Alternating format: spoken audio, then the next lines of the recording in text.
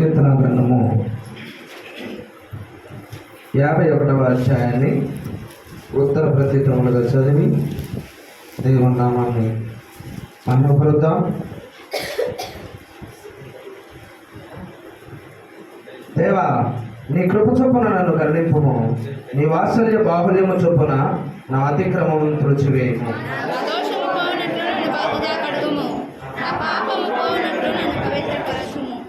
నా అతిక్రమములు నాకు తెలిసి ఉన్నవి, నా పాపం ఎల్లప్పుడూ నా ఎదుటనున్నది.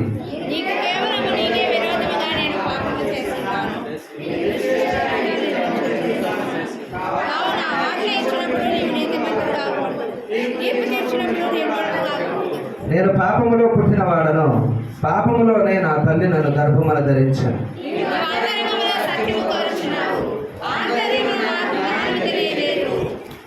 నేను పవిత్రుడగినట్లు హిసోపుతో నా పాపము పరిహరింపము, హిమము కంటేను నేను తెల్లగానున్నట్లు నీవు నన్ను కడుగుము.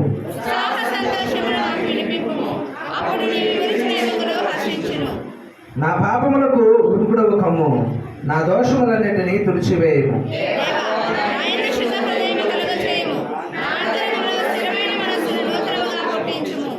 నీ సన్నిధిలో నుండి నన్ను త్రోసివేయకము, నీ పరిశుద్ధాత్మను నా యొద్ద నుండి తీసివేయకము.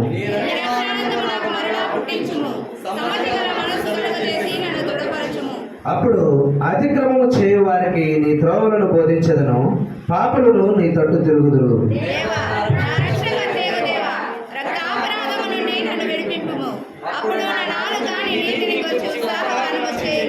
ప్రభువా, నా నోరు నీ స్తుతిని ప్రచురపరచునట్లు నా పెదవులను తెరువుము.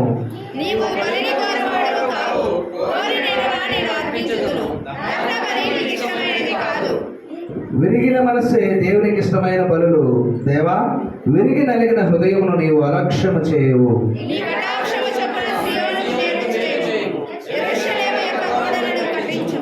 అప్పుడు నీతియుక్తములైన బలులను, దహన బలులను, సర్వాంగ హోమములను నీకు అంగీకృతములగును. అప్పుడు జనులు నీ బలిపీఠము మీద కోడెలను అర్పించదురు. అది ఆమె.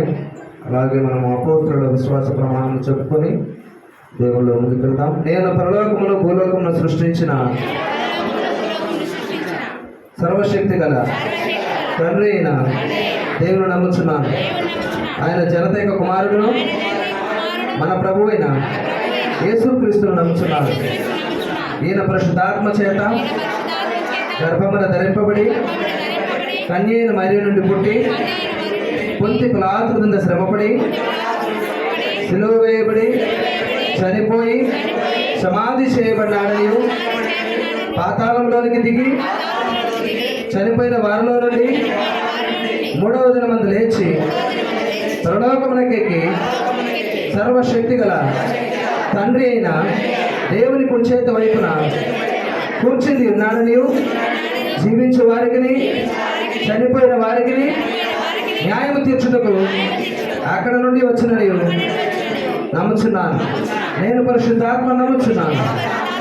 పరిశుద్ధ క్రైస్తవ సంఘమును, పరిశుద్ధ ఐక్యమును, పాప పరిహారమును, శరీర పునరుత్థానమును, నిత్య జీవమును ఉన్నవని నమ్ముచున్నాను. ఆమేన్. అలాగే మనము పాట పాడి దేవుని నామాన్ని మహిమపరుద్దాం. అందరూ మీ స్వరముతోటి మీ కరములు 2 జోడించి దేవుని ఆరాధించండి. ముఖ్యంగా చిన్నపిల్లలు ఎవరు బయటకు వెళ్ళొద్దు. ఆరాధన జరిగేటప్పుడు అందరూ ఆరాధనలో ఏకీభవించండి. మహిమ ప్రభునికే, ఘనత ప్రభునికే, స్తుతులు వందన స్తోత్రములు పరిశుద్ధ ప్రభునికే,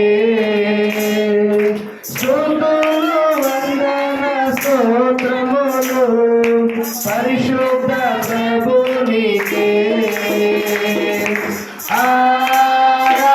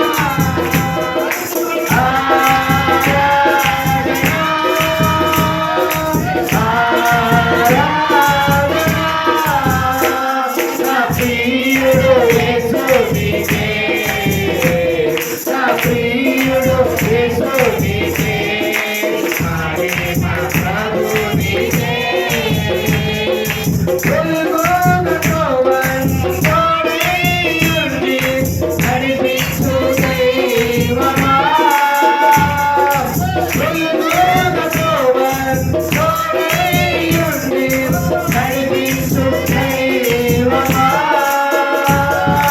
ప్రేమ శక్తితో అగ్నితో వెలిగించు, ప్రేమ శక్తితో అగ్నితో వెలిగించు అభిషేకనాదుడా, అభిషేకనాదుడా.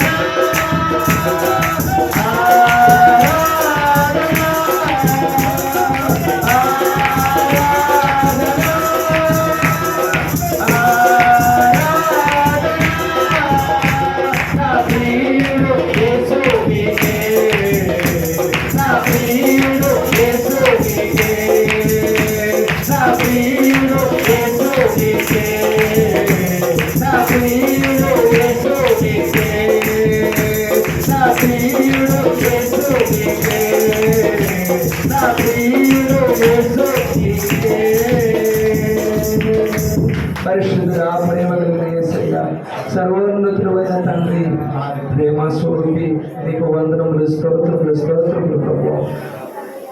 ఆకాశము నా సింహాసనం, భూమి నా పాదపీఠమని సెలవిచ్చిన తండ్రి, నీకు వందనములు, స్తోత్రములయ్యా. నీ పాద సన్నిధిలో ప్రభువా మేమందరము నిన్ను స్తుతించడానికి, నిన్ను మహిమపరచడానికి, నిన్ను ఘనపరచడానికి మమ్మల్ని ఏర్పాటు చేసుకున్నందులకై మీకు వందనములు, వందనములు, వేలాది కోటాను కోట్ల స్తోత్రములు చెల్లిస్తూ ఉన్నాము తండ్రి. అయ్యా అదిగో తండ్రి, అనేక మంది ఈ దినవ ప్రభువా అయ్యా నీవు పరిశుద్ధుడు పరిశుద్ధుడు పరిశుద్ధుడు అని నిన్ను కొనియాడుచు ఉంటుండగా ప్రభు వారందరి యొక్క అదిగో తండ్రి నాయన స్తుతుల మీద ఆశీర్వాదమై ఉన్న దేవానికి స్తోత్రములు స్తోత్రములు నాయన. అయ్యా అదిగో తండ్రి మా అందరి యొక్క పాపముల కొరకు అయ్యా మా యొక్క అదిగో తండ్రి తప్పుల కొరకు నాయన అయ్యా మేము చేసినటువంటి ఘోర కార్యముల కొరకు ప్రభు అయ్యా అదిగో తండ్రి నీ యొక్క శరీరమును ప్రభు అయ్యా దారపోసినందులకై మీకు వందనములు స్తోత్రములు. అయ్యా అదిగో తండ్రి నీవు సిలువలో అర్పించినటువంటి యాగమును బట్టి మీకు వందనములు స్తోత్రములు చెల్లిస్తూ ఉన్నాము తండ్రి. అయ్యా ఎంత గొప్ప ప్రేమను మా ఎడల మీరు చూపినందులకై మీకు వందనములు స్తోత్రములు. అయ్యా ఈ యొక్క లోకములో ఏది కూడా అదిగో తండ్రి నైనా అంత ప్రేమను చూపించలేనిదిగా ఉంది ప్రభువా. అయితే నీవు మాత్రము తండ్రి నైనా అయ్యా సర్వలోకం వానవాళి మీద ప్రభువా నువ్వు చూపించిన ప్రేమ అత్యంత గొప్పదని మేము నమ్మి అయ్యా అదిగో తండ్రి మిమ్మల్ని స్తుతిస్తూ ఉన్నాము తండ్రి. నీకు స్తోత్రం. నువ్వు చూపిన ప్రేమను బట్టి అయ్యా నువ్వు చూపినటువంటి నైనా కృపను బట్టి నువ్వు చూపినటువంటి ప్రభువా నైనా వాత్సల్యమును బట్టి మీకు వందనములు స్తోత్రములు ప్రభువా. నీ యొక్క వాత్సల్యమును బట్టి ప్రభువా నీవు చూపిన వాత్సల్యమును బట్టి మేము ఇంకా నశించకుండా ప్రభువా సజీవులుగా ఉన్నామని ఎదుగుతాను నమ్ముచున్నాము తండ్రి. అందరూ బట్టి నీకు వందనములు స్తోత్రములు రాజా. అయ్యా నీకు రక్తమును మా మీద ప్రోక్షించి ప్రభా అయ్యా మమ్మల్ని పరిశుద్ధులుగా చేశారు. మీకు వందనములు స్తోత్రములు తండ్రి. అయ్యా నీ యొక్క గొప్ప కార్యమును బట్టి అయ్యా అదుగుతున్న నీకు అదుగుతున్న మేము ఏమి అర్పించదము తండ్రి నాయన.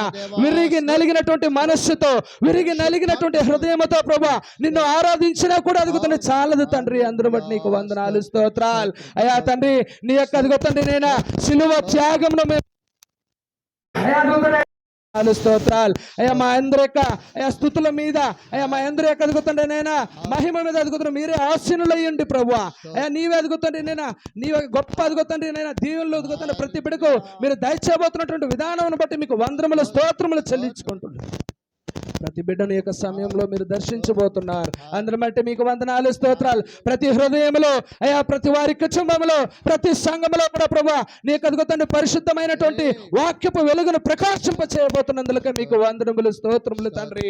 అయ్యా అదుగుతా నీకు దైవ సేవకుల్లో నుంచి నీవు మాట్లాడబోటువంటి సత్య వాక్యమును బట్టి మీకు వందనములు స్తోత్రములు రాజా.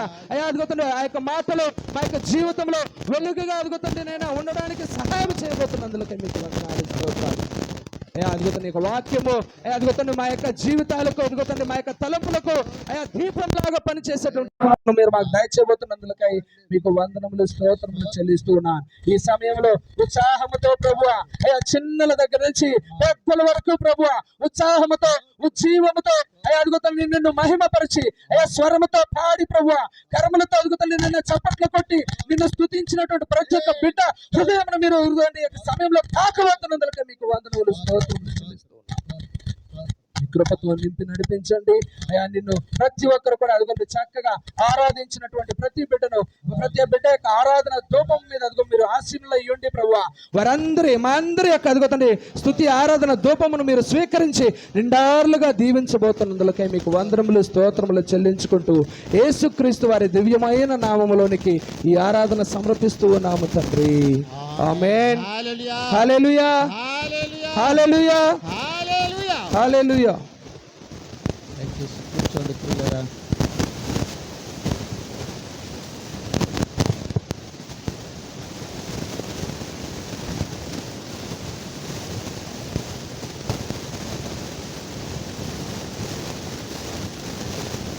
దేవునికి మహిమ కలుగును గాక. ప్రియులారా పరిశుద్ధ గ్రంథములో నుండి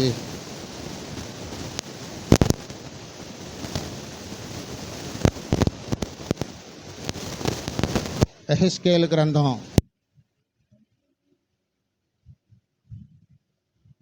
36వ అధ్యాయము 24వ వచనము నుండి 27వ వచనం వరకు స్త్రీలలో ఒకరు దేవుని వాక్యమును చదివి దేవుని నామాన్ని మహిమపరుస్తారు.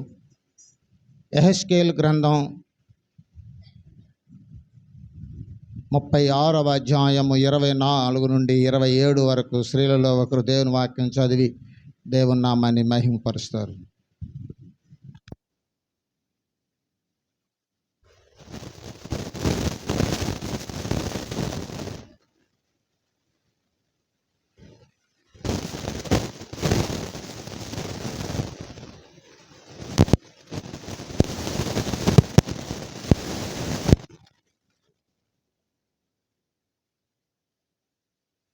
భయభక్తులతో చదువుకుందాము.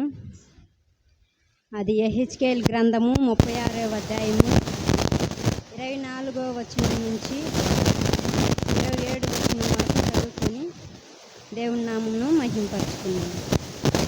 నేను అన్ని జనులలో నుండి మిమ్మల్ని తోడుకొని ఆయా దేశములలో నుండి సమకూర్చి మీ స్వదేశములోనికి మిమ్మల్ని రప్పించెదను. మీ అపవిత్రత యావత్తు పోవునట్లు నేను మీ మీద శుద్ధ జలము చల్లుదును. మీ విగ్రహము వలన మీకు కలిగిన అపవిత్రత అంతయు తీసివేసేదను. నూతన హృదయము మీకు ఇచ్చేదను. నూతన స్వభావము మీకు కలుగు చేసేదను. రాతి గుండె మీలో నుండి తీసివేసి మాంసపు గుండెను మీకు ఇచ్చేదను. నా ఆత్మను మీ అందుంచి నా కట్టడలను అనుసరించు వారిని గాను నా విధులను గైకొని వారిని గాను మిమ్మును చేసేదను అన్నదే ఆమె.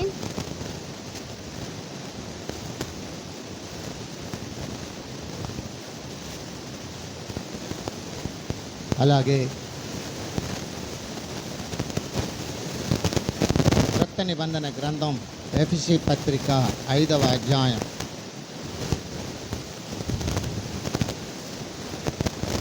25వ వచనం నుండి 30వ వచనం వరకు పురుషుల్లో ఒక దేవుని వాక్యం చదివి దేవుని మహిమపరుస్తారు.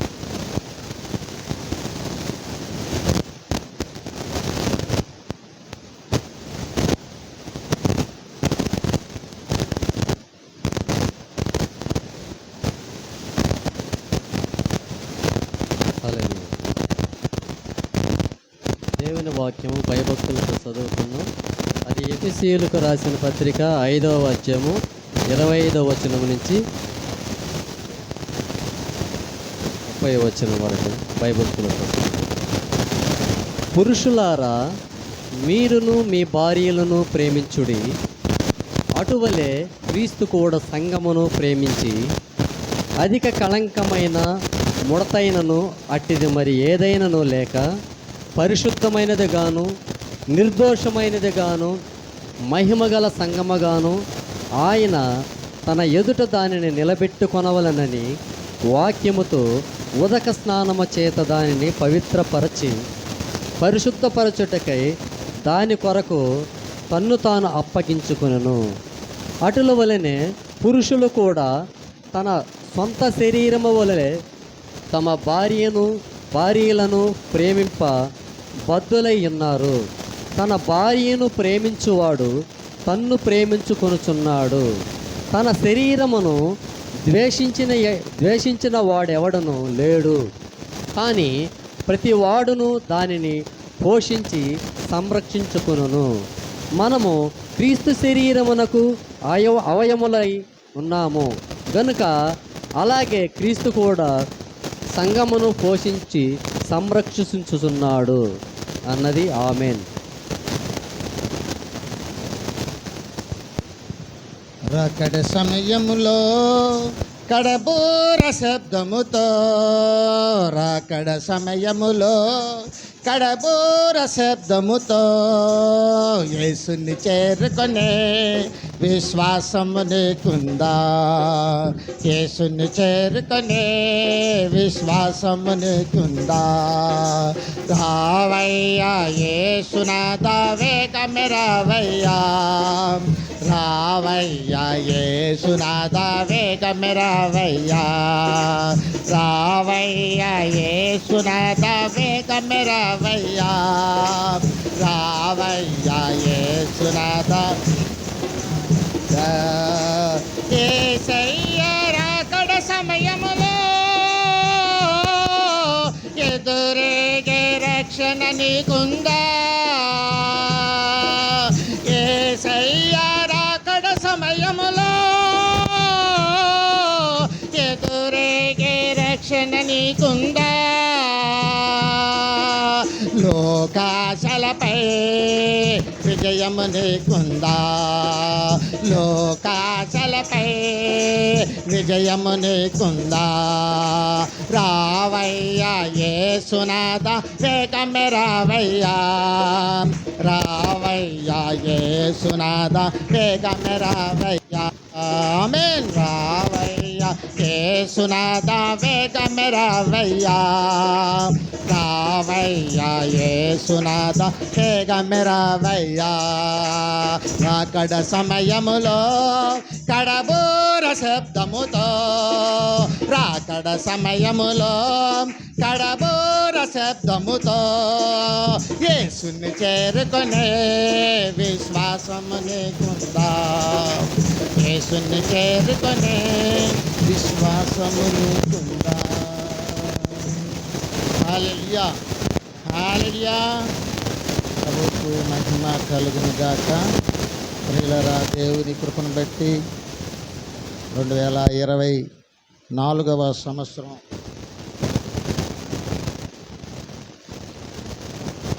ఆరవ నెలలో మనం ప్రవేశించాం. మొదటి ప్రభుదినం ప్రభు బల సంస్కారం కొరకు ఆసక్తితో దేవుని సమ్ముఖమునకు వచ్చి ఉంటున్నాం. విశ్వాసముతో దేవుని మాటలను మనము గుర్తెరిగి దేవుని యొక్క నామమును బట్టి సాక్ష్య జీవితాన్ని కలిగి ఉండడానికి మనము సిద్ధపడుదాం. మనము ప్రభు బలను ఎందుకు తీసుకోవాలి అన్న ఒక ప్రత్యేకమైన మరి ఆలోచన మనం చేద్దాం. ఎందుకు తీసుకోవాలి? కొంతమందికి ప్రభు బలం ఎందుకు తీసుకుంటున్నారో ఆ విషయం కూడా అర్థం కానట్టుగా కనిపిస్తూ ఉంటుంది. కొంతమంది సాంప్రదాయ సిద్ధంగా దేవుని బలలో చేయబెడుతుంటారు. కొంతమంది జీవితాలు మారు మనసు అనుభవం కల్పించకుండా కూడా దేవుని యొక్క నామమును బట్టి మరి ఇక జరుగుతున్నట్టు ప్రభు బల సంస్కారంలో పాలి భాగస్థులు అయిపోతూ ఉంటారు. పౌలు గారు చెప్పారు, ఇందువలన మీలో అనేకులు బలహీనులను రోగులను ఉన్నారు, చాలామంది నిద్రించి ఉంటున్నారు. సంఘాలలో అలాంటి వారు ఉంటారు అనే దాన్ని బట్టి కొరింథీ పత్రిక 11వ అధ్యాయములో మనకు చెప్పడాన్ని మనం చూస్తుంటున్నాం. గనక ప్రభు బల్ల మనం ఎందుకు తీసుకోవాలి? ఏమిటి? మరొక ప్రశ్న, మనము ఇంకా ఎందుకు రక్షణలోనికి రాలేకపోతున్నాం? ఎందుకు రాలేదు? ఆలోచించాలి. కొంతమంది ఇంకా రక్షణలోనికి ప్రవేశించలేని జీవితం, బాప్తీసం ఉండదు, దేవునిలో జీవించడానికి ఆసక్తి ఉంటుంది కానీ క్రమంలోకి రావడానికి వారు ఉత్సాహాన్ని కనపరచరు.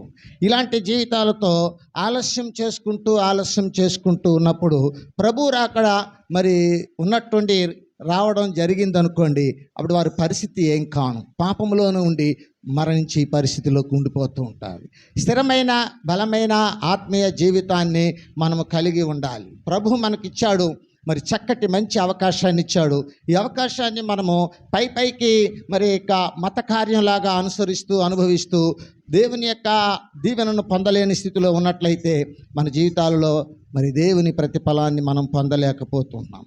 ప్రభు ఎందుకు మనకు ఆయన రక్తాన్ని, ఆయన శరీరాన్ని ఇచ్చాడు? ఎందుకు రొట్టె ద్రాక్ష రసాలను తీసుకొని ఇది నా శరీరము తినండి, ఇది నా రక్తము త్రాగండి, ఇది మీ కొరకు నా కొరకు మరి మధ్యలో ఉంచబడిన నిబంధన రక్తం, క్రొత్త నిబంధన రక్తం అని చెప్పారు. ఏ విషయాన్నైనా తెలుసుకొని చేయడం అనేది చాలా అవసరము. బాప్తీసం తీసుకునేటప్పుడు తెలుసుకొని బాప్తీసం తీసుకోవాలి. ప్రభు బలలోకి వచ్చేటప్పుడు ప్రభు బలను బట్టి తెలుసుకొని ప్రభు బలలో చెయ్యి వేయాలి. దేవునిలోనికి వచ్చేటప్పుడు దేవునిలో మరి అంటే ఆశీర్వాదం ఏమిటో అన్నీ నీట్గా వివరంగా తెలుసుకొని దేవునిలో జీవించాలి. హల్లెలూయా, హల్లెలూయా. గనుక మనము గమనించవలసినటువంటి వారమైనము క్రీస్తును స్పష్టంగా తెలుసుకొని బ్రతకాలంట. క్రీస్తును స్పష్టంగా తెలుసుకోకుండా పైకి మూలపాఠాలతోనే సర్దుకొని జీవించడం వల్ల నీ భక్తిలో దైవికమైన జీవితానికి సంబంధించినట్టు మరి దాఖలాలు ఉండవు. 10 మంది నిన్ను పట్టించుకోరు, ఎందుకు? వాళ్ళు పట్టించుకునే అవసరం వాళ్ళకు లేదు. నీ జీవితాన్ని బట్టి నీవే, నీ కుటుంబాన్ని బట్టి నీవే దేవునిలో స్థిరపడాలన్న ఒక అక్కర బాధ్యత నీకు ఉండాలి. అలా లేనప్పుడు నీ జీవితము నామకార్థపు క్రైస్తవం. నీకు ఇష్టం చర్చికి వెళ్తావు, నీకు ఇష్టం లేదు వెళ్ళవు. నీకు టైం ఉంది వెళ్ళావు, నీకు టైం లేదు వెళ్ళవు. నీకు ఇష్టం ప్రభు బల్ల తీసుకుంటావు, నీకు ఇష్టం లేదు ప్రభు బల్ల తీసుకోవు. వచ్చే వారం తీసుకున్నాంలే అనుకుంటావు, వచ్చే నెలలో తీసుకున్నాంలే అనుకుంటావు. ప్రభు బల్ల ఎక్కడైనా ఇస్తారులే, సేవకులు నాకు చాలామంది తెలుసు, ఏ సంఘానికి పోయినా బల్ల ఇచ్చేస్తారులే అనుకుంటావు. ఎక్కడో ఒక దగ్గరికి వెళ్తావు, ఆ పూటకి అక్కడ ప్రభు రక్త శరీరాన్ని మరి తిని త్రాగి సేవించడానికి సిద్ధపడి వెళ్ళిపోతుంటావు.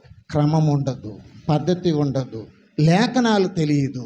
దైవికమైన జీవితంలో మనకుండవలసిన అర్హత ఏమిటో, మనకుండవలసిన క్వాలిఫికేషన్స్ ఉన్నాయో లేదో తెలియదు. అలాంటి జీవితాన్ని కొనసాగిస్తూ కొరింథీ పత్రికను మనం చదివినప్పుడు ఆ సంఘంలో ఉంటున్నటువంటి వ్యక్తులను బట్టి మనకు జ్ఞాపకం చేస్తున్నాడు. ఏమని? మీరు ప్రభురాత్రి భోజనమునకు కూడి రావుటను నేను చూచినప్పుడు నేను మిమ్మల్ని మెచ్చుకొనను. ఎందుకు మెచ్చుకోడు? ఎందుకు మెచ్చుకోవడం లేదంటే సరి అయిన విధానం లేదు. హల్లెలూయా.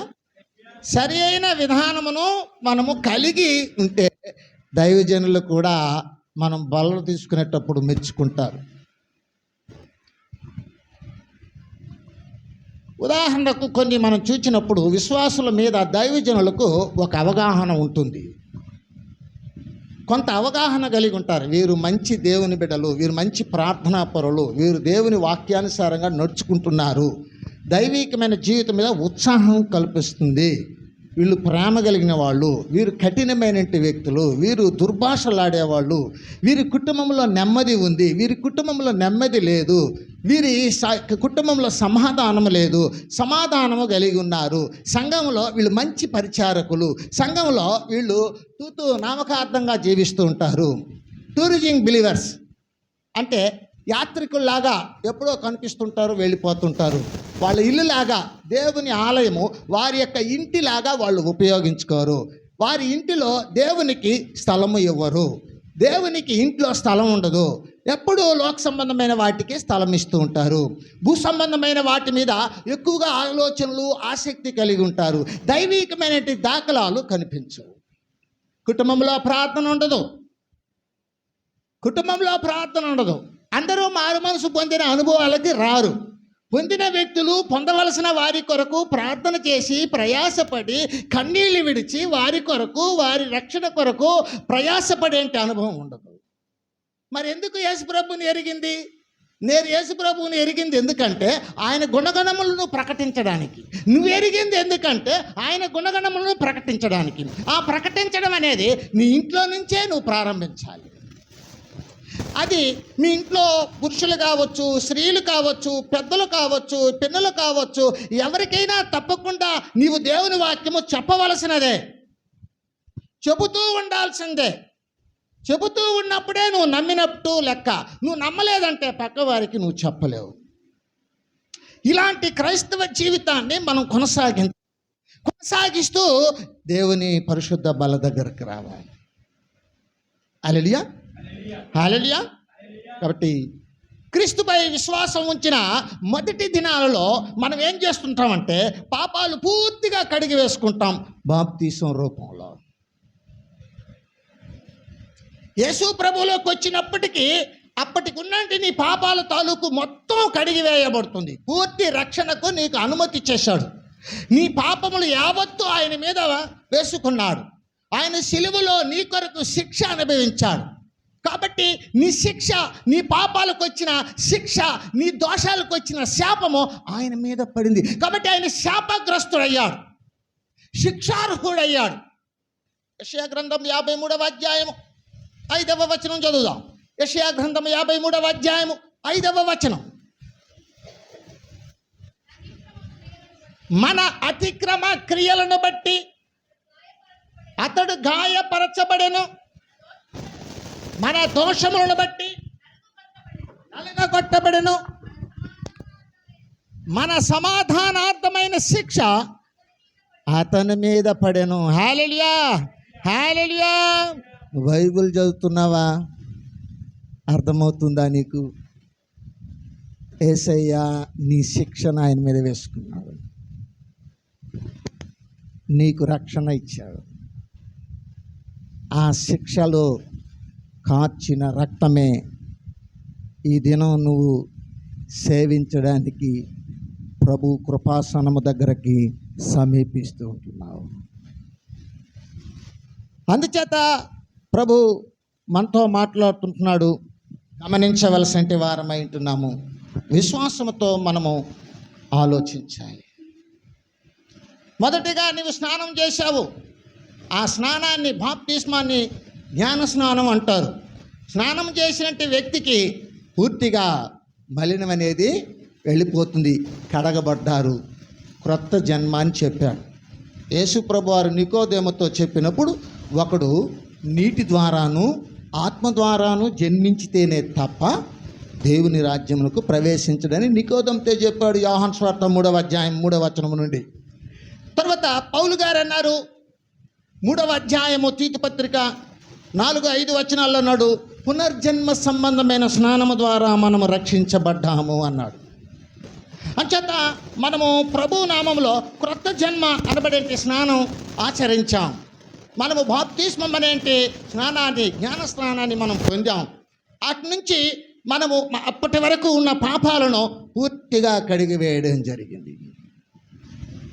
అటు తర్వాత ఈ పాపపు లోకంలో సంచరిస్తున్నట్టు ప్రతి వారికి ఆత్మీయ పాదాలు మురికి అయ్యే ప్రమాదం ఉందని యేసు ప్రభు వారు చెప్తున్నారు. మత్తయి యోహాను సువార్త 13వ అధ్యాయంలో, స్నానము చేసిన వాడు పాదములు కడుక్కుంటే చాలు అన్నాడు. హల్లెలూయా, హల్లెలూయా.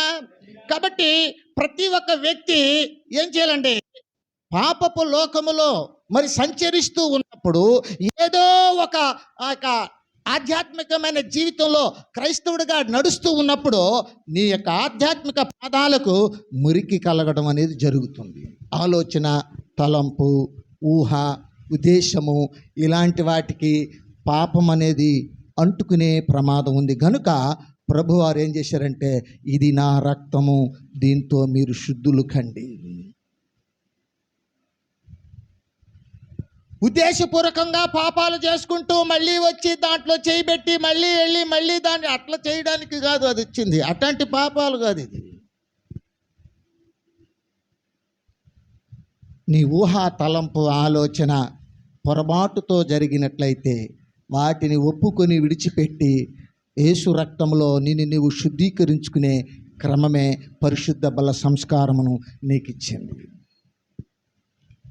అంచేత నీ సంఘములో నీకు ఏర్పాటు చేసినట్టు పరిశుద్ధ బల సంస్కార ఆరాధనలో నీవు తప్పకుండా కలుసుకొని పవిత్రంగా జీవించడానికి, పరిశుద్ధంగా నిన్ను నీవు, నీ ఆత్మను, నీ శరీరాన్ని నీవు కల్మషం లేకుండా నువ్వు కడుక్కోవడానికి నువ్వెప్పుడు సిద్ధంగా ఉండాలి. ఈ విషయాన్ని 2 కొరింథీ 7:1 అక్కడ పౌలు గారు చెప్తున్నారు. 2 కొరింథీ 7:1 వెళ్దాం త్వరగా. ఉన్నవి గనుక దేవుని భయముతో పరిశుద్ధతను సంపూర్తి చేసుకొనుచు శరీరమునకును ఆత్మకును కలిగిన సమస్త కల్మషము నుండి మనలను మనము కడుక్కుందాము, పవిత్రం చేసుకుందాము. హల్లెలూయా, హల్లెలూయా. ఈ మాట చెప్పడానికి ముందుగా ఇది 7వ అధ్యాయంలో చెప్పారు 1-2 వచనాల్లో. ఈ మాటకు ముందుగా 6వ అధ్యాయంలో ఏం చేశారంటే, అది 14వ వచనం నుంచి 18వ వచనం వరకు చాలా పవిత్రం చేసుకోవాల్సిన అంశాల గురించి తెలియపరిచారు. ఏ ఏ విషయాలలో నీవు పవిత్రం చేసుకోవాలి, ఏ ఏ విషయాలలో నీవు సరిగ్గా జీవించాలి అన్న విషయాన్ని అది జ్ఞాపకం చేశాడు. హల్లెలూయా, హల్లెలూయా. పవిత్రం చేసుకోవడం అంటే విడిచిపెట్టేసి వచ్చి నీకు అలాంటి ఆలోచన, తలంపు రాకూడదని ప్రభు దగ్గర నీ పొరపాట్లను ఒప్పుకొని విడిచిపెట్టి దేవుని సన్నిధిలో నీవు ప్రభు బలలో చేయి పెట్టడం. హల్లెలూయా. అందుచేత నీ నడవడికల్లో నీకు ఏదైనా మరి యొక్క ఆలోచనలు, తప్పుడుగా ఆలోచనలు వచ్చినప్పుడు, ప్రభువా నేను చేయడానికి ఇష్టపడుతున్నా కానీ చేయలేకపోతున్నా, నన్ను మన్నించి నన్ను సరిచేసి నన్ను కడుగు. లూకా సువార్త 11వ అధ్యాయము 4వ వచనంలో ఓ మాట చెప్తున్నారు, చూద్దాం.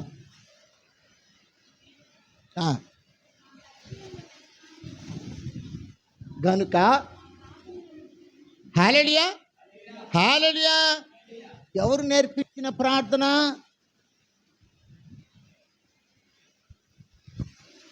మాకు ప్రార్థన నేర్పించు అంటే అప్పుడు చెప్తున్నాడు, పరలోకమందున్న మా తండ్రి, నీ నామము పరిశుద్ధపరచబడును గాక, నీ రాజ్యం వచ్చును గాక, నీ చిత్తం పరలోకములో నెరవేరునట్టు భూమిని మీదను నెరవేరును గాక.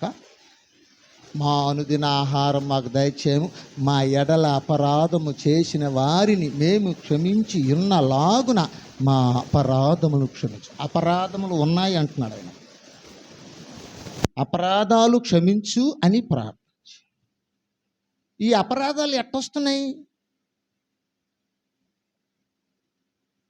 హల్లెలూయా. ఈ అపరాధాలు ఎలా వస్తున్నాయి ఒకసారి చూద్దాం. మొదటి యోహాను పత్రిక 1వ అధ్యాయము 7వ వచనం చదువుదాం. అయితే ప్రకారము ఎడల ఇందుము రక్తము. హల్లెలూయా. చూడండి, మళ్ళీ పాపము నుండి పవిత్రంగా చేస్తూ ఉంటారు. ఇవన్నీ ఎవరికంటే సంఘాలలో ఉన్న వాళ్ళకే. ఈ పత్రికలు ఎవరికంటే సంఘాలలో ఉన్న వారికి. నీవు బాప్తీసు రూపంలో పరిపూర్ణంగా నీవు మారు మనసు పొంది పాపక్షమాపణ నిమిత్తం బాప్తీసం పొందినప్పుడు నీ పాపాలు తాలూకు మొత్తం అప్పటికి ఏమైపోతుందంటే మరి క్షమించడం జరుగుతుంది. తదనంతరం నీవు లోకంలోకి వెళ్ళినప్పుడు తర్వాత నీ ఆత్మీయ పాదాలకు మురికి కలిగే ప్రమాదం ఉంటుంది. కనుక ఈ మురికిని కడుక్కునే దానికోసం ఈ సంస్కారాన్ని ఏర్పాటు చేశాడు. అంటే నువ్వెప్పుడూ పరిశుద్ధంగా ఉండాలి. నేటి దినానికి ప్రభు మధ్యాకాశానికి వచ్చినప్పటికీ నీవు పరిశుద్ధంగా కనిపించాలి. పరిశుద్ధులకే దేవుని రాజ్యం.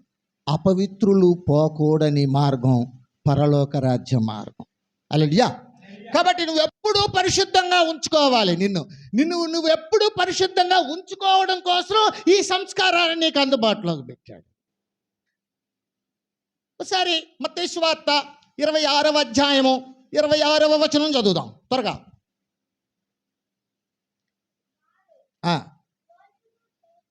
చూడగా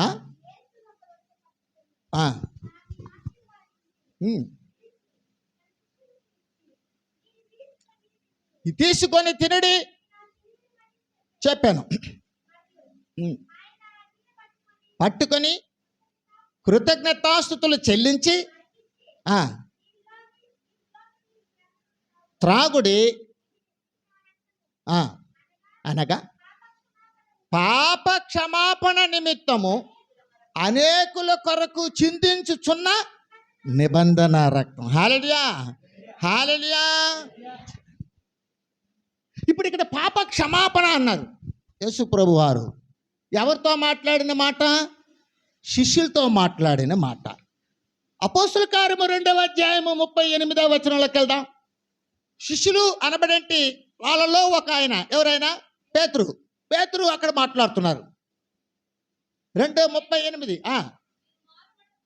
మారు మనసు పొంది నిమిత్తము నామమున బాప్తిస్మము పొందుడి. హల్లెలూయా. పాప క్షమాపణ నిమిత్తము బాప్తిస్మము, పాప క్షమాపణ నిమిత్తము పరిశుద్ధ బల్ల సంస్కారం. వచ్చిందా రెండు? అక్కడ పౌలు గారు చెప్పింది పాప క్షమాపణ నిమిత్తం బాప్తిసం పొందమన్నారు. ఇక్కడ యేసు ప్రభు వారు నా రక్తమును త్రాగండి, పాప క్షమాపణ నిమిత్తము అనేకుల కొరకు చిందింపబడుచున్న నా రక్తము వలనైన క్రొత్త నిబంధన.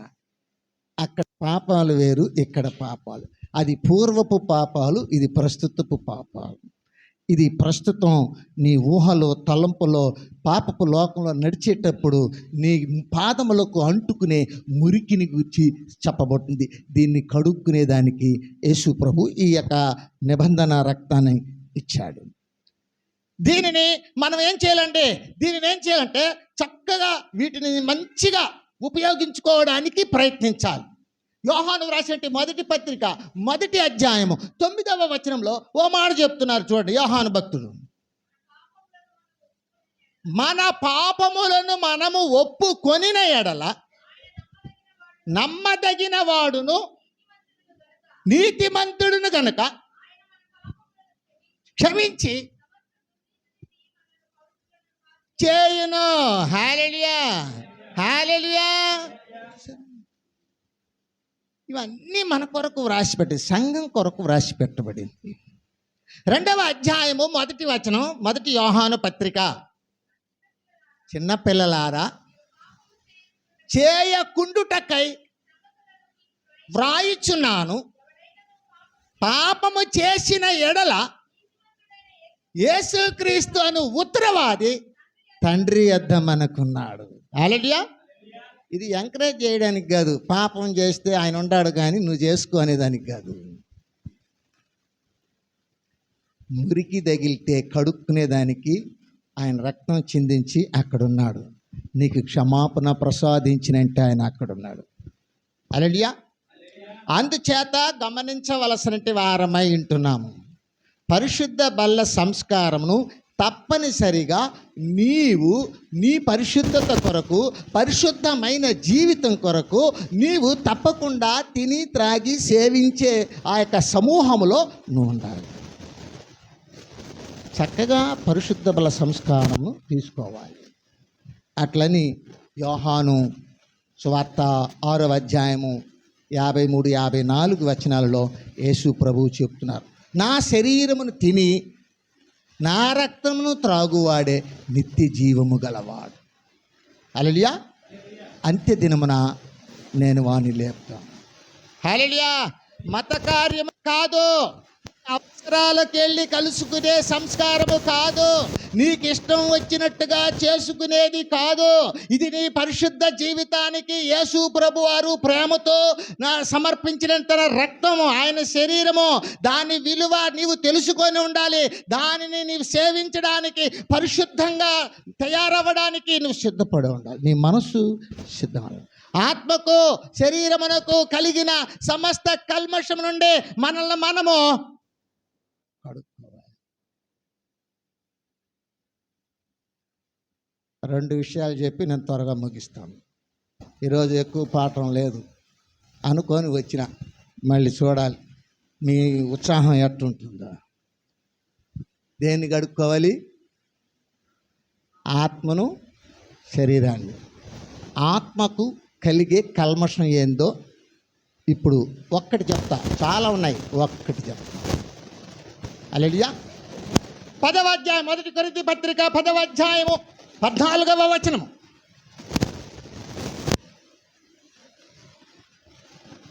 కాబట్టి నా ప్రియులారా పారిపోండి. హల్లెలూయా, హల్లెలూయా. ఏంటంట?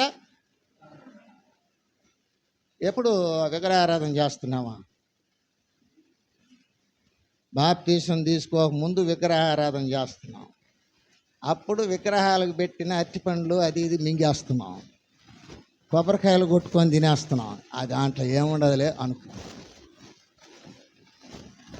ఎవరైనా గౌరవంగా తట్లో పక్కనోళ్ళు భోగి పండుగ, సంక్రాంతి పండుగ, దీపావళి పండుగ, వినాయకుల చవితులు, ఇట్లాంటి పండుగల తట్లు అన్నీ పెట్టి దాని మీద తట్టేసి మూసి తెచ్చి, మేము దేవుళ్ళకు పెట్టుకోలేదు తినేయండి అని నీకు తెచ్చి ఇచ్చినప్పుడు వాళ్ళని గౌరవించి తీసుకొని తిని నీకు నీవు అపవిత్రతను సంపాదించుకోకూడదు.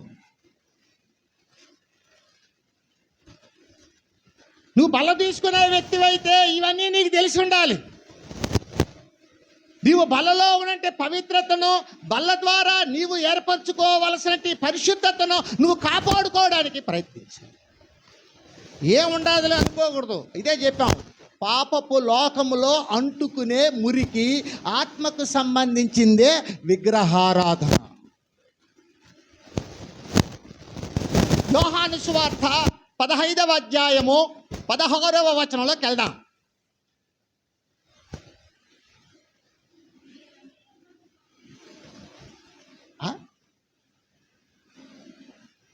ఏం చెప్పాం?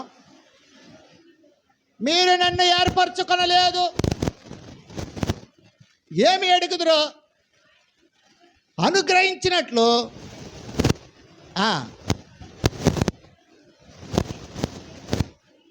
హల్లెలూయా. ఏమన్నాడైనా? మనల్ని ఏర్పరచుకున్నాడు. నేను ఏర్పరచుకున్నాడు అనే దానికోసం ఆ వచనం చెప్పేసాం. మత్తయి సువార్త 15వ అధ్యాయం 16వ వచనం చదువుదాం.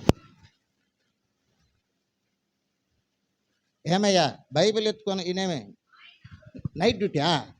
లేపు, ముఖం కడుక్కోనరా, లేదంటే బయట సందులో నిద్రపోతారు. లే పైకి, ఇవన్నీ చూసుకోరా, నవ్వుతున్నావు, చూసుకోండి. ఒక వ్యక్తి ఏ విధము చేతనైనాను కొంత వాక్యం వినగలిగితే వాళ్ళ జీవితంలో ఎప్పుడైనా అది ఉపయోగం. పక్కన వాళ్ళను నిద్రపోతుంటే నిద్రపోతున్నారు అనడం కాదు, హెల్ప్ చేయాలి. తట్టి లే అన్నారు, అవసరమైతే నీళ్ళు ఇవ్వాలి. ఈడ సహోదరుడికే నువ్వు ప్రేమ లేకపోతే దారిలో పోయే వ్యక్తికి యాడ్ చేస్తావు. చదవండి 16. విన్నారా?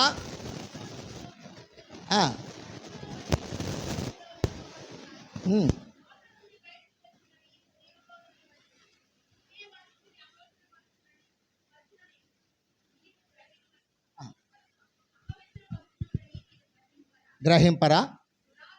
దురాలోచనలు, నరహత్యలు, వ్యభిచారములు, వేశ్యాగమనములు, దొంగతనములు, అబద్ధ సాక్షులు, దేవదూషణలు.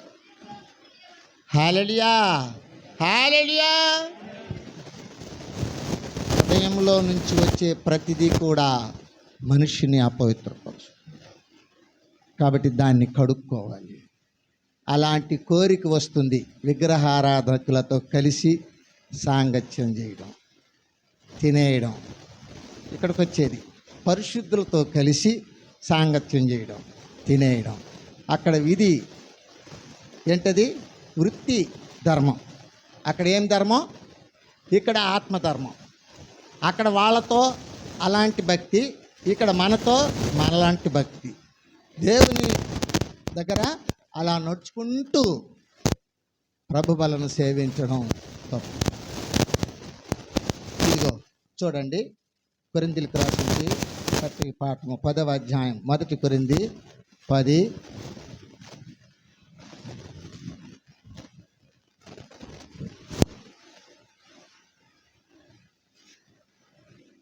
పంతొమ్మిదవ వచనం,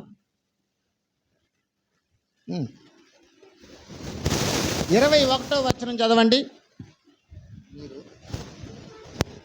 ప్రభువు పాత్రలోనిదియు దెయ్యముల పాత్రలోనిదియు కూడా రానేరరు, ఉన్నదానిలోను కూడా పాలు పొందనేరు. హల్లెలూయా. ప్రభువునకు రోషము పుట్టించదమ్మా, ఆయన కంటే బలవంతులు. ఇక్కడ చెప్పబడింది కూడా ప్రభు బల సంస్కారం నిమిత్తమై నా వివరణలో విగ్రహారాధన గురించి చెప్పాడు. ఇవన్నీ దూరంగా ఉండాలి, దీనికి దూరంగా జాగ్రత్తగా ఉండాలి. ప్రభు బల్ల ఎందుకు తీసుకోవాలి? పరిశుద్ధపరచుకోవడం.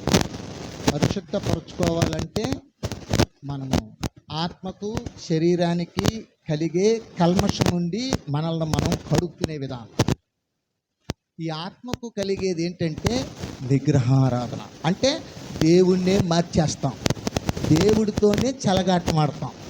సృష్టికర్తను వదిలిపెట్టి విగ్రహాలను, బొమ్మలను, జీవము లేని దానితో సాంగత్యం చేసి వాటికి దేవుడు అని పేరు పెట్టి దాన్ని పూజించి నమస్కరించి మ్రొక్కి పండుగ చేసుకున్న దాంట్లో మనం పాలుభాగం. ఇలా కొంతమంది అయిపోతూ ఉంటారు, మళ్ళీ ప్రభు దగ్గరకు వచ్చి. అందుకే ఇక్కడ 14వ వచనంలో చెప్పాడు, నా ప్రియులారా విగ్రహారాధన నుండి పారిపోండి.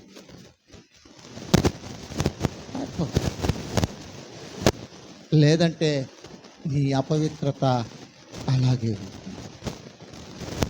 అపవిత్రత యావత్తును నేను కడుగుతానన్నాడు. ఎప్పటిది? కొత్తగా పాపపు లోకములో ఏదేని ఆత్మీయ పాదాలకు తగిలింది వాటన్నిటినీ ఆయన ఏం చేస్తాడట? కడిగేస్తాడు. ఆయన వైపు తిరిగితే, ఆయన దగ్గరకు వస్తే, అక్కడికి వచ్చినప్పుడు ఏం చేస్తాం తెలిసిన? దేవా పాపిని నిన్నాశ్రయించాను, చూపించి నన్నాదుకోయ్యా దేవా పాపిని. ఆ అనుభవంలోనికి నీ బిడ్డలను నువ్వు నడిపించగలుగుతున్నావా? వయసు అయిపోతుంది, బిడ్డ బయట వెళ్ళిపోతున్నాడు, కుమార్తె బయట వెళుతుంది, కుమారుడు బయట వెళ్ళిపోతున్నాడు, లోకంతో కలుసుకునేస్తున్నాడు, లోక మురికంతా నేర్చుకునేస్తున్నాడు, లోకంలో ఉండే సంస్కారము, లోకంలో ఉండే తీరుతన్నులు అన్నీ కూడా వంట పట్టించుకుంటూ ఉంటున్నప్పటికీ బిడ్డను సంరక్షించుకునే తల్లులు తక్కువైపోయారు, తండ్రులు తక్కువైపోయారు. సంఘము కావాలి, సంఘంలో సహవాసం కావాలి, సంఘంలో మంచి మరి యొక్క ఆధిక్యతను సంపాదించుకోవాలన్న ఆశ ఉంది. కానీ ఆత్మకు శరీరానికి కలిగే కల్మషం నుండి కడుక్కునే విధానం తెలియదు. ఎన్నేళ్ళు చర్చికి వెళ్ళినా, ఎంతమంది సేవకులు పరిచయమైనా, ఎన్ని సంఘాలలో అడుగుపెట్టి ఉన్నా దేవుని పరిశుద్ధ గ్రంథములో ఉన్న వాక్యము గుర్తుకు రావడం లేదు. చూడు, 15 సంవత్సరాలు అయిపోవడంతో అమ్మా నాన్నలకు పెళ్లి చేయాలన్న ఉద్దేశాలు ఎత్తుక్కుంటూ ఉంటారు. ఆ కొడుకు ఏమైపోయినాడా పెద్దోడైపోయినాడు, మరీ గౌరవమైన పదం. కూతురులు అయితే ఏమంటారు, పెద్ద మనిషి అయిపోయింది, వయసుకు వచ్చిన బిడ్డ. ఏంటి వీటి మీద దృష్టి అన్నమాట. వాళ్ళు పెద్దవాళ్ళు అయిపోయారు, వాళ్ళు చదువుకోవాలి, వాళ్ళు ఉద్యోగాలు చేయాలి, వాళ్ళకి మంచి పెళ్లి చూడాలి, అది చేయాలి, ఇల్లు కట్టాలి, వీటి మీదే దృష్టి. కానీ ఆత్మకు శరీరానికి కలిగే కల్మషం నుండి వారిని కడిగి పవిత్రంగా ఉంచుకొని దేవుని రాజ్యం కొరకు కట్టుదాం, నేర్పిద్దాం అనే ఒక ఆలోచన ఎందుకు రాదంటే నీకు లేదు కాబట్టి. నీకు లేదు కాబట్టి, నీకు తెలియదు కాబట్టి, నీవు దానిని అర్థం చేసుకోవడం లేదు కాబట్టి, దాన్ని నమ్మడం లేదు కాబట్టి, అప్పుడు బల్ల దగ్గరికి వెళ్ళినప్పుడు కూడా నువ్వు అలాగే ఉండొచ్చు. ఇలా కొంతమంది సమాజంలో, దేవుని సంఘాలలో సంచరిస్తూ కన్నారు, బోబెట్టారు, సౌకర్యాలన్నీ కల్పిస్తారు, దాని బాధ్యత అంటారు. ప్రభువును గూర్చిన జ్ఞానము కొందరికి. సాంగత్యము మంచి నడవడిక. నీ బంధువులు హిందువులైనా వాళ్ళతోనే నీ సాంగత్యం, నీ బిడ్డల సాంగత్యం. నీ స్నేహితులు హిందువులైనా వాళ్ళతోనే నీవు సాంగత్యము, నీ బిడ్డలకు సాంగత్యం. దేవుని సంఘముతో సాంగత్యం ఉండదు. మొదటి కొరింథీ పత్రిక 15వ అధ్యాయము 33వ వచనంలో పౌలు గారు ఏం చెప్తున్నాడు చూడండి సంఘంలో వాళ్ళకి.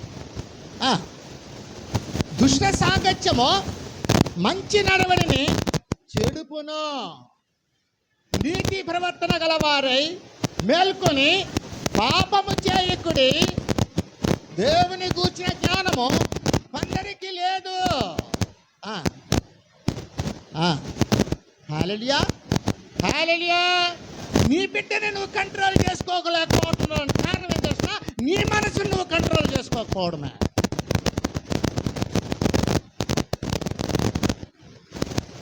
నీ సెల్ఫ్ని కంట్రోల్లో ఉంచుకోవాలి, నిన్ను నీవు అదుపులో ఉంచుకోవాలి. నిన్ను నీవు అదుపులో ఉంచుకోకపోవడం వల్లే నీ బిడ్డను నువ్వు అదుపులో ఉంచుకోలేకపోవడం. నీ బిడ్డ పొరపాటు చేస్తుంటే కూడా సరే,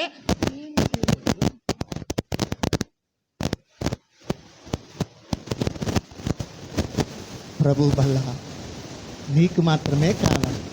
నీ బిడ్డకు పెళ్ళికి బాప్తీసం ఇస్తారు కొంతమంది. ఎప్పుడో అది ఎందుక క్రిస్టియన్ మ్యారేజ్ అంతే. అది హల్లెలూయా. కొంతమంది పెళ్ళిళ్ళంతా చెట్ల కింద బొమ్మలు కడగా చేస్తారు, ఆ తర్వాత చర్చిలో పోయి నిలబడుతుంటారు. నాకు ఎంతమంది పాస్టర్లు తెలిసినా, నేను ఎన్ని మీటింగ్లకు పోయానని తెలిసినా, నాకు ఎన్ని సంఘాలు తెలిసినా, అదే సేవకుల దగ్గర మనం మాట్లాడేటప్పుడు మన మాట ఎట్లా, ఎంత జాగ్రత్తగా ఉండాలి కూడా. సాటి సహోదరుడు పక్కన అట్లా మాట్లాడితే మనల్ని చూసి వాడు నేర్చుకొని చెడిపోతాడన్న భయం.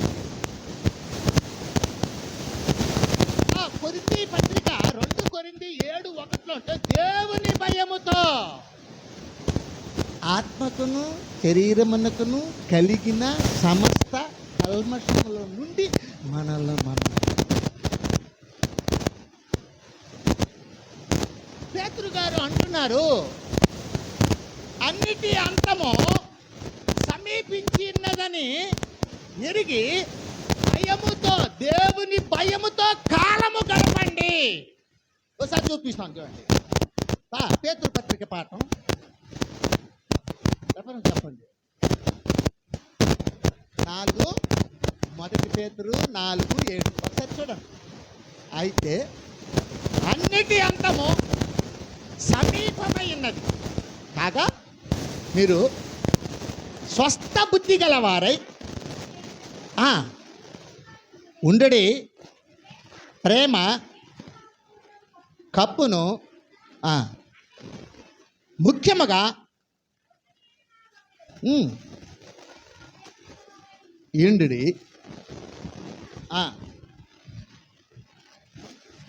చెప్పాలి చేయుడి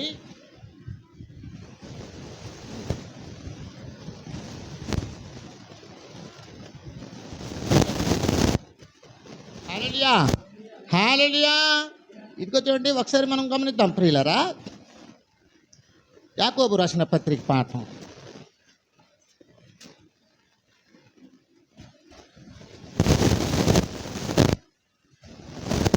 యాకోబు రాసిన పత్రిక పాఠం మొదటి అధ్యాయము చూడండి 22వ వచనం. వినువారు మాత్రమై ఉండక కొనకుండా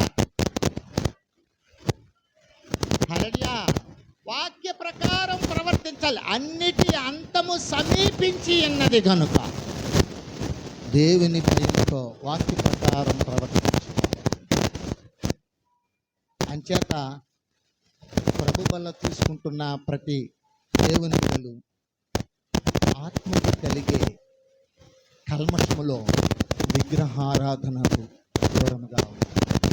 విగ్రహారాధన ఆచార సంబంధమైన విషయాలకు దూరముగా ఉంటారు. రెండవదిగా చూద్దాం ప్రియులారా, గమనిద్దాం. మొదటి కొరింథీ పత్రిక 5వ అధ్యాయము 1వ వచనం. వదంతి కలదు, మీలో ఒకడు ఉంచుకున్నాడట అతి జారత్వము అన్యజనులలో నైనను లేదు. ఇట్లుండి ఉప్పొంగుచున్నారే కానీ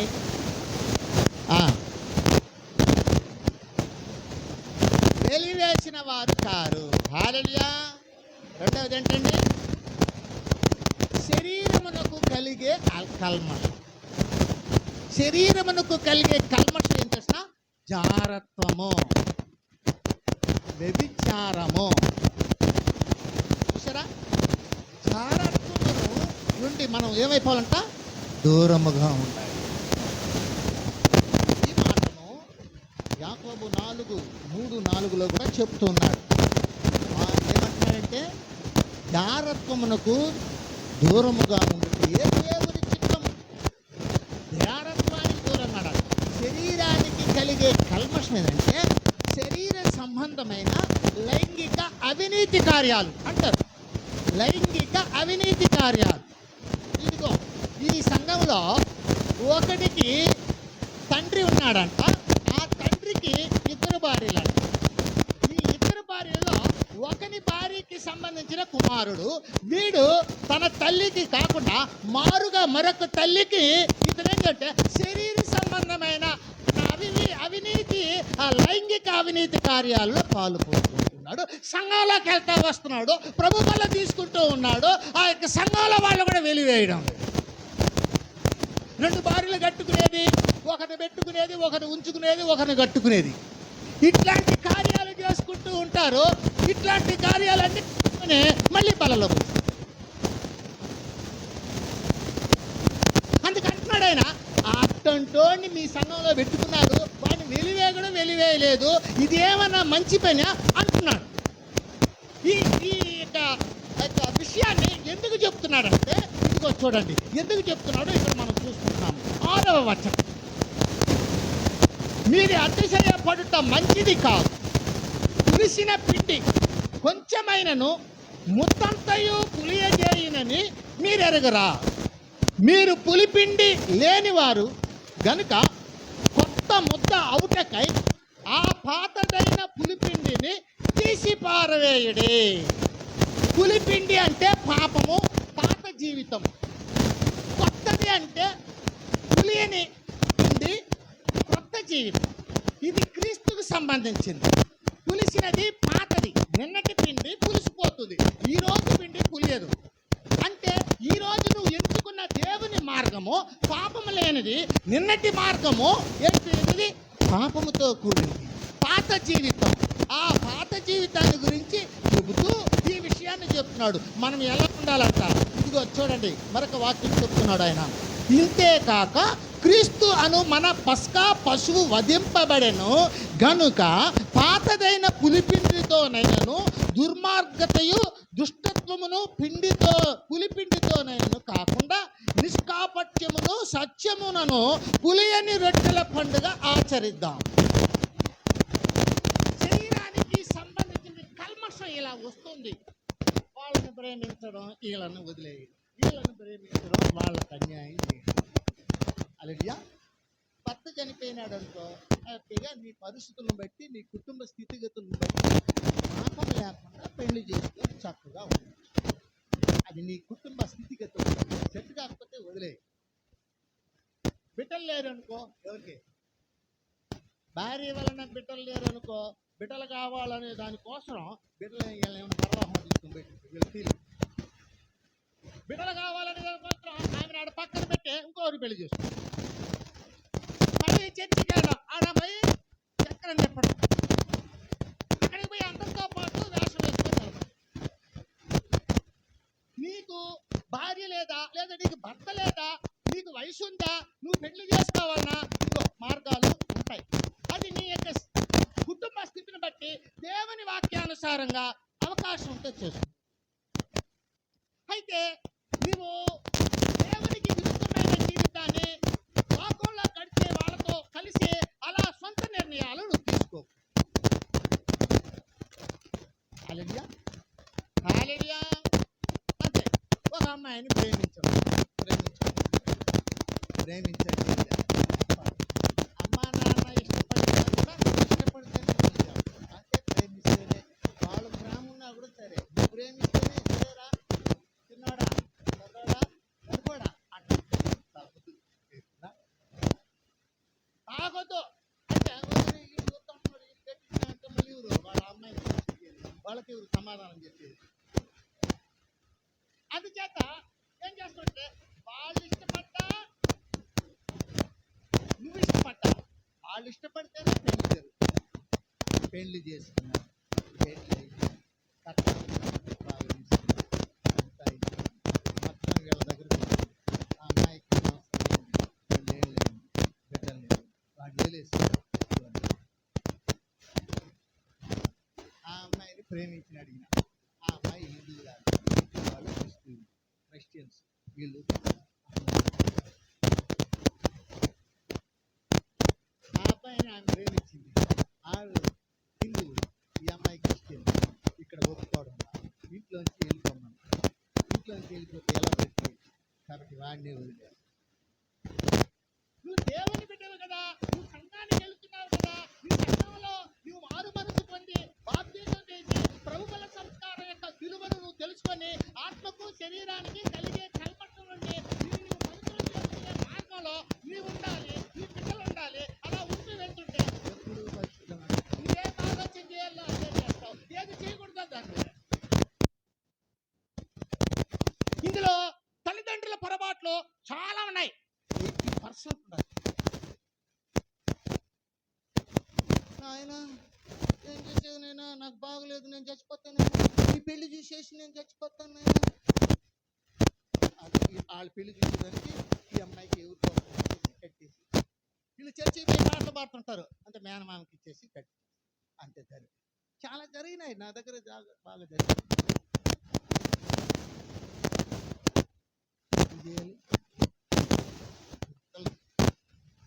ఆ క్రైస్తవులకే తెలియదు శరీరానికి సంబంధించినట్టు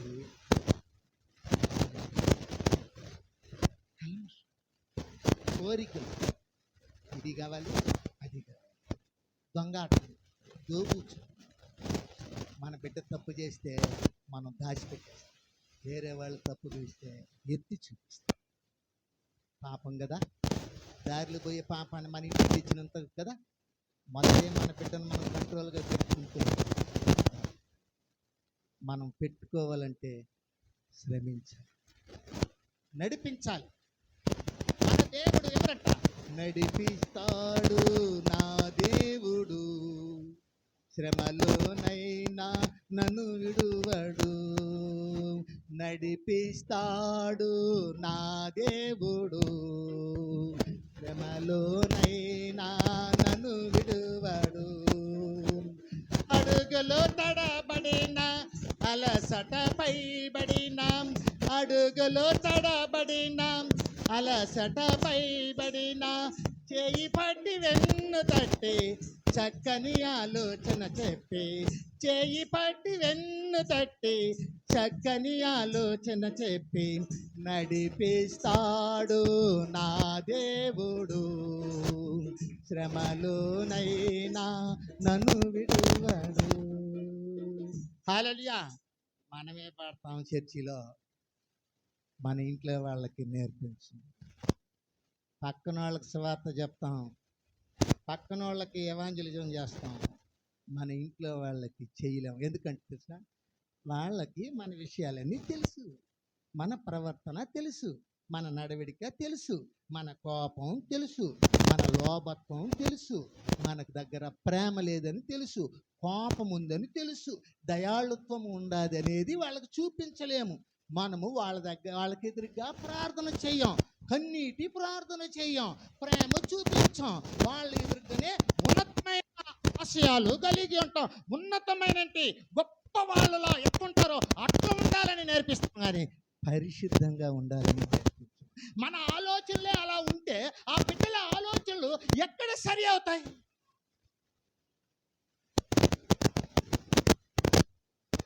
కాబట్టి ఏమి దేవప్రసాద్ రాలేసే, నీకే ఇప్పుడు ఫస్ట్ ప్రైజ్ రాబోయింది, రాసి పెట్టేస్తున్నారు ఇక్కడ. హల్లెలూయా. గమనించవలసిన వారమై రెండవ కల్మషం ఏంటండి? శరీరమునకు కలిగిన. హల్లెలూయా. మూడోది చెప్తాను, 2:22 బైబిల్ చదివే వాళ్ళకి అర్థమవుతుంది. 2వ తిమోతి 2వ అధ్యాయము 22వ వచనం. ఏం జాషువా, నీకు కూడా అర్థం కాలేదా? చెప్పినాను. నీవు యవ్వనేచ్ఛల నుండి యోసేపులాగా పారిపోవాలి.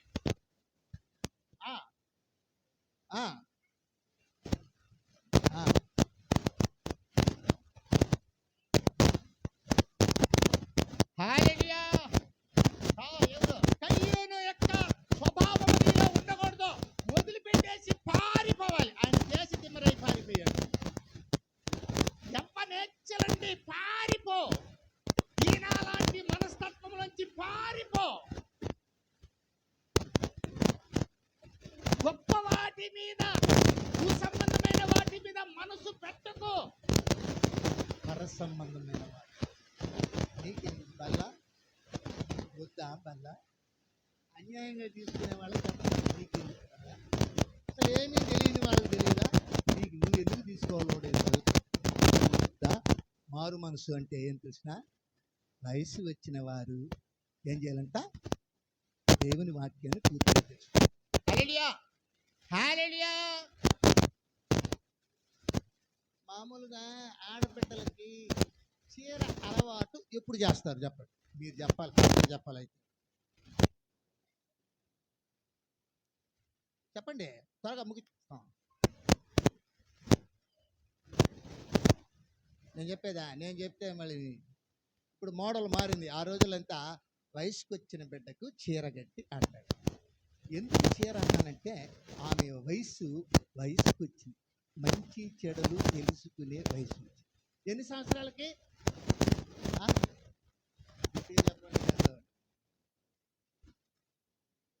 12 నుంచి 15 లోపల ఆటోమేటిక్గా అలాంటి దేవుడు నియమించిన ఆ యొక్క క్రమము జరుగుతుంది. హల్లెలూయా. అప్పుడే వాళ్ళ మైండ్ ఏం చేయాలంటే ప్రభు వైపు చెప్పాలి.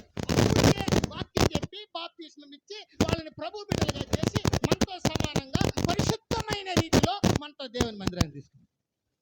అప్పుడు వాళ్ళు పాట పాడాలి. ఏమన్నా చేద్దాం త్వరగా. అప్పుడు వాళ్ళు ఏం చేయాలి? పాట పాడాలి. ఏం పాట? దేవా పాపిని అంటే వాళ్ళ పాపాలను గూర్చి వాళ్ళు ప్రభువుతో డైరెక్ట్ గా చెప్పుకునే ఆ వెసులుబాటును, ఆ తర్ఫీదును మనం ఇవ్వాలి. వాళ్ళని వదిలిపెట్టేసి మనము మోకరిల్లి మనం ప్రార్థన చేసి ఏడుస్తూ ప్రార్థన చేస్తే ఆడికి జ్వరం అయితే ఆమెకి జ్వరం అయితే నువ్వు మాత్రం వేసుకుంటావేంటి? డాక్టర్లు చెప్పినారు 3 గంటలకి 4 గంటలకి 6 గంటలకి 9 గంటలకి నిద్రపోబాకంటే నిద్రపోకుండా గంటకి లేపి వేసి మాత్రం టాబ్లెట్స్ మాత్రం ఆధారం మింగాలి నువ్వు వేసేదైనా.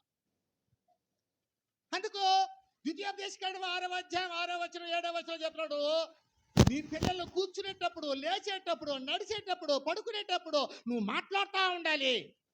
వారి కన్నులకు బాసికల వల్లే కట్టాలి, మెదడులో ఎప్పుడు నిలిచిపోయేటట్టుగా బోధించాలి.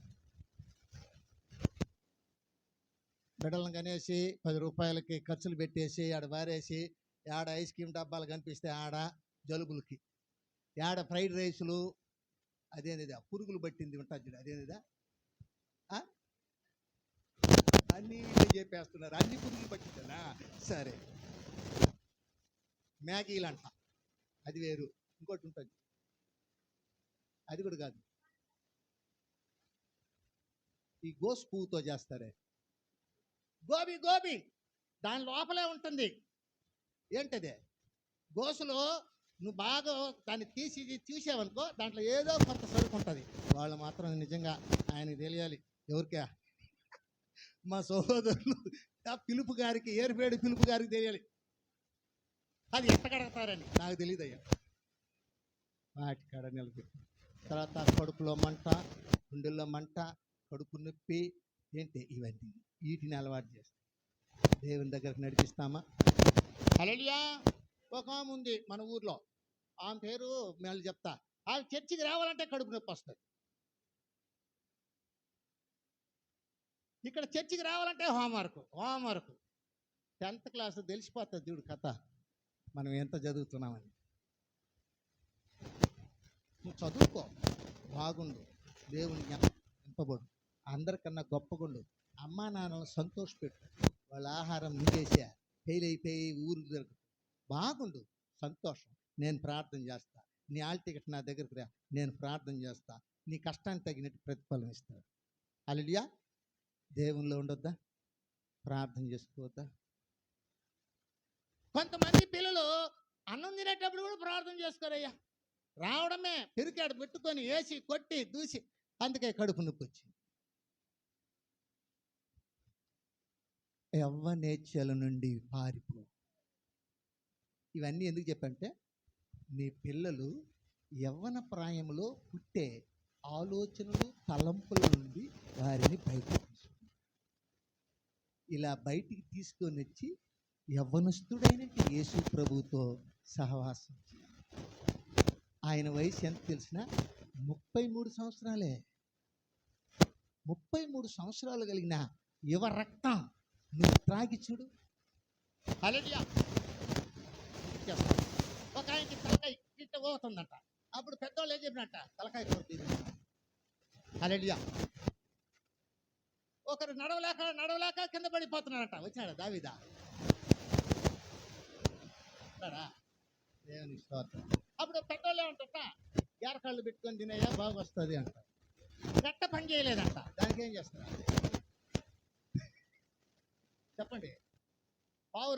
పావురాన్ని వండుకొని తిని ఆ రక్తంతో మొత్తం చెయ్యి బాగుపోతుంది.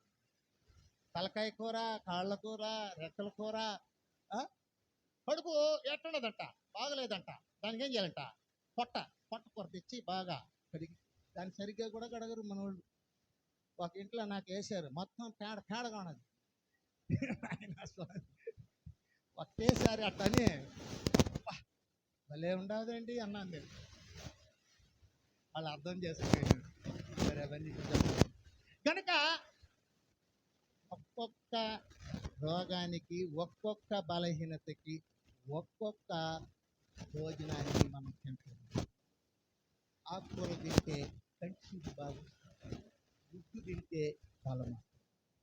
అయితే ఏ టు జెడ్ యేసు రక్తము, యేసు శరీరమును తిని త్రాగువాడు ఏంటంట నిత్య జీవమునకు సెలెక్ట్ అయిపోతుంది. ఈ అన్ని రోగాలలో నుంచి వానికి ఏమైపోతుంటే ఆత్మకు, శరీరమునకు కలిగిన సమస్త కల్మషం ఉండి మనల్ని మనము పవిత్రంగా చేసుకునే అనుభవాన్ని మనకిచ్చింది.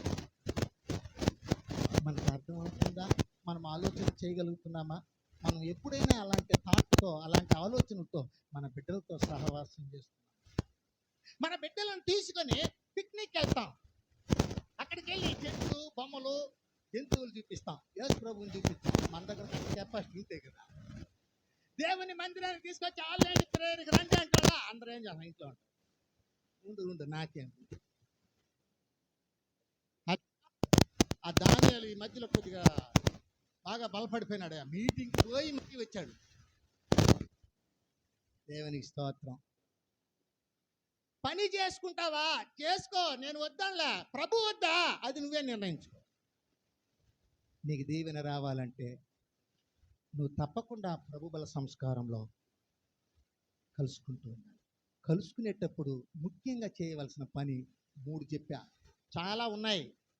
ఈ రోజుకి మనకు ఇచ్చినట్టు 3 చెప్పా. 1, విగ్రహారాధనకు దూరమై. 2, శరీర కోరికలకు, జారత్వానికి దూరంగా ఉంది. 3, యవ్వనేచ్ఛలకు దూరంగా ఉంది. పారిపో. వాటన్నిటిలోంచి పారిపోయి ప్రభు దాని సన్నిధిలో చేరు. ప్రభు నిన్ను సంరక్షిస్తాడు. ఆయనలో ఆశ్రయపురం ఉంది, నిన్ను ఆదుకుంటాడు. నువ్వు చేసిన పొరపాట్లన్నింటినీ కూడా కడిగి వేసేస్తాడు. ఆయన ప్రేమను అర్థం చేసుకోవడానికి ఇది మనకు ఒక ప్రత్యేకమైన సంస్కారం. ఈ సంస్కారంలో నువ్వు భాగస్తురాలు అవ్వడం దేవునికి ఇష్టం. అందుకే ఇచ్చాడు. అయితే దాన్ని అపవిత్రంగా పవిత్రంగా సేవించడానికి సిద్ధపడు. ఏదేని అలాంటివి నీ జీవితంలో ఉన్నట్లయితే, నీవు తెలియకుండా అలాంటి మురికిని తొక్కేసి ఉంటే, ఈరోజు దేవుని దగ్గర ఒప్పుకో, కడుక్కో, పవిత్రం చేయబడు. దేవుని సన్నిధిలో దీవెన పొంది కుటుంబానికి వెళ్ళి అట్టి కృప ప్రభు నీకు దయచేసి దీవించి కాపాడును గాక. ఆమేన్. మనం పాట పాడుకుంటుగా అర్పణ. మన మధ్యలో అంటే పాస్టర్ సత్యరాజు కానుకల కొరకు ప్రత్యేకించి ప్రార్థిస్తారు.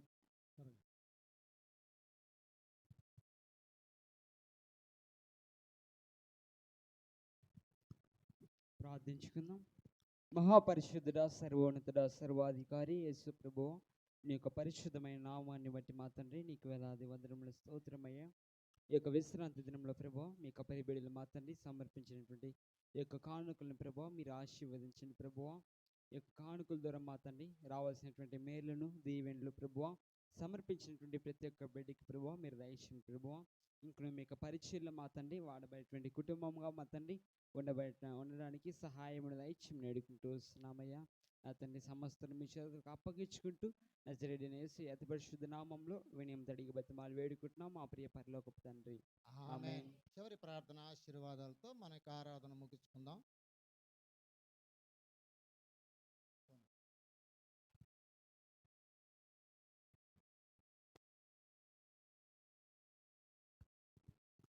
ప్రార్థించుకుందాం.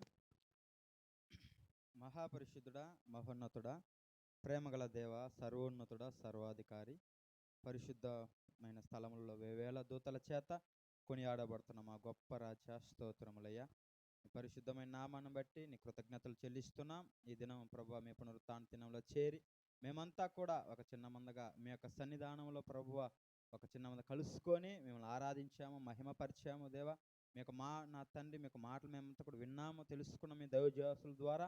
అందును బట్టి వందనాలు, స్తోత్రాలు చెల్లిస్తున్నాం ప్రభువా. ఇది వరకును కూడా నా తండ్రి మా జీవితాల్లో మీరు చేసిన ప్రతి ఒక్క మేలును బట్టి, ఉపకారాలను బట్టి వందనాలు చెల్లిస్తున్నాం ప్రభువా.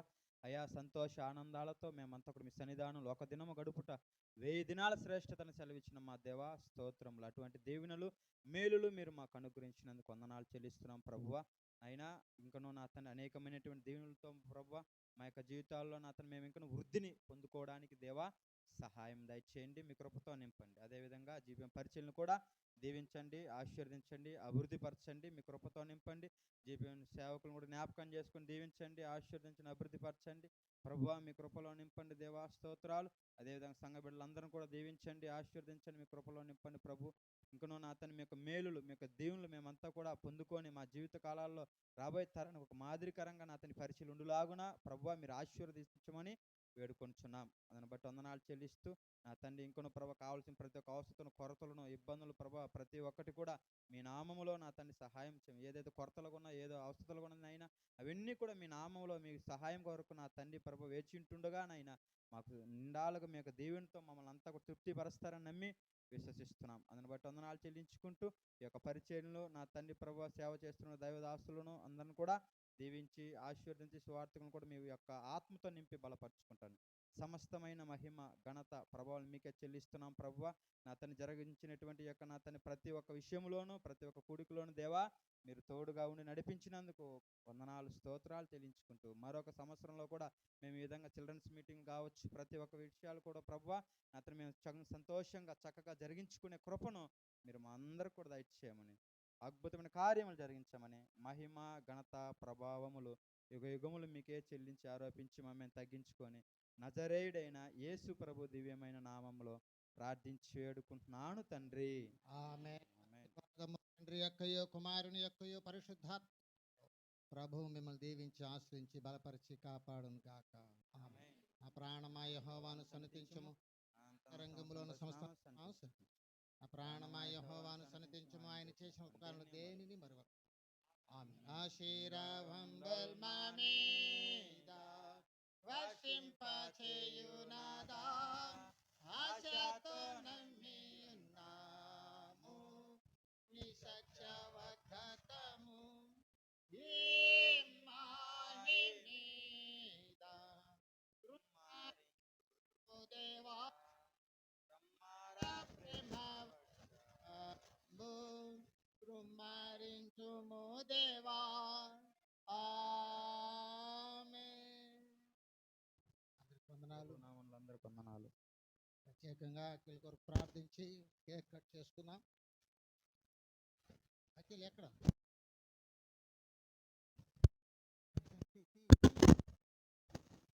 టైం అయిపోయింది.